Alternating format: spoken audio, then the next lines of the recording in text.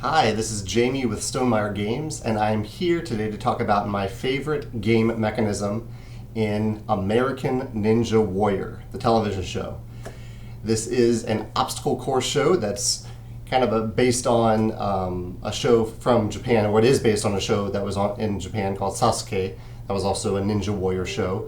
And I think this is the 6th or 7th season of the show. And it just started up, it's a summertime show. I'm loving it, as always. It's a very entertaining show. And so I wanted to talk about my favorite game mechanism in it, because it's very much a game. And the example I want to use in particular is, and I'll link to this video right below this video. If you haven't watched it, watch this video that I'll link to. And what it shows is a contestant in 2014, this is 2 years ago, a contestant named Casey Catanzaro, who's now very famous within the American Ninja Warrior world. It shows her attempting, and kind of a spoiler alert, you can stop here if you don't want to know what happens, but attempting and succeeding in making it through the entire American Ninja Warrior course. I think it's the first level course. It might be the second level, but I think it's the first level. And the reason this is such a big deal is for a few reasons. One, no female contestant had ever made it through this entire course before. There's no reason that hadn't happened up to that point, other than it just hadn't happened. No one had done it. And I would say that at that point the show was maybe heavily skewed towards male contestants. They've balanced it out since then. The other reason is that Casey is not what you picture as an ideal contestant for this show. Not because she's female, but because she's small. She's weighs under 100 pounds. She's about 5 feet tall. And some of the obstacles you'll see in this video are better for people who are taller. In particular, there's one where she has to stretch between these poles that are spaced pretty far apart. I think they're like 6 feet apart. And she makes it through this obstacle.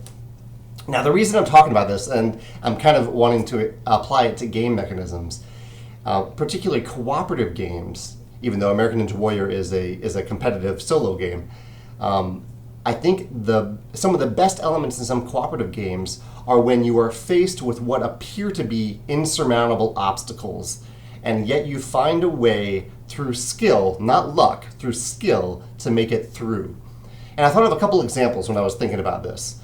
Because this exemplifies what Casey did when she ran the course. Obstacle after obstacle, you'll see when you watch the video below.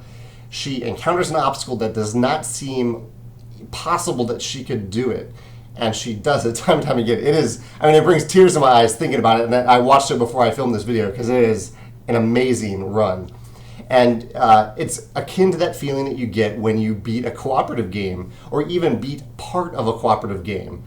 And the two examples I thought were, one, Ghost Stories. Ghost Stories is a very difficult cooperative game with an ongoing series of challenges that you have to face. There is luck in Ghost Stories, but there's also a fair amount of skill in terms of how you fight these obstacles. And they just come in swarms. They come one after another, and every time one comes out, you're like, how are we possibly going to defeat this? And I love that element. The other example is in the Dark Souls video game and board game. This is a game that I haven't played, but I read a lot about it because the Kickstarter was really big. The Kickstarter for the board game was really big, and some of my friends rave about the video game. And what they rave about, in fact, I may have even talked about it on this channel now that I'm thinking about it. I may have talked about it, but the thing that I think is really cool about it is that every time you encounter a new boss in Dark Souls, it not only seems impossible to defeat the boss, but it literally is impossible. Like, you just can't do it the first time. You have to learn from some of the cues that the boss gives you, learn those patterns, and then you die, and then you reboot and you try again with more knowledge, and you defeat the boss. But I really like that idea where you're faced with this huge, impossible challenge, and you find ways, you find little clues, you pay attention to little things, you stretch what you thought were your abilities, and you surmount that goal, you accomplish that goal, and you beat the boss, or you get past the challenge. And that's what American Ninja Warrior, that's what's so fun about American Ninja Warrior. Not just in Casey's famous run, but also every time they do an obstacle course, you see contestants who who are limited in some way. You might see a contestant that's very small. You might see a contestant that's like 6'3" and they weigh over 200 pounds and they have to like climb up these things with just their arms. And they're like, how are they possibly going to do this? And then they come up with some clever way to get past the obstacle. Or they just persevere. Oftentimes it just means they have to stretch their own personal limits to get through it. It's not necessarily them being clever. They just use their grit to get through it. So anyway, yeah, that's my favorite game mechanism in American Ninja Warrior. And I'd love to hear your thoughts about what your favorite mechanism of that show is if you watch it. And if there are cooperative games that you feel exemplify this idea of presenting you with insurmountable obstacles that you use skill and cunning and cleverness to overcome. Thanks.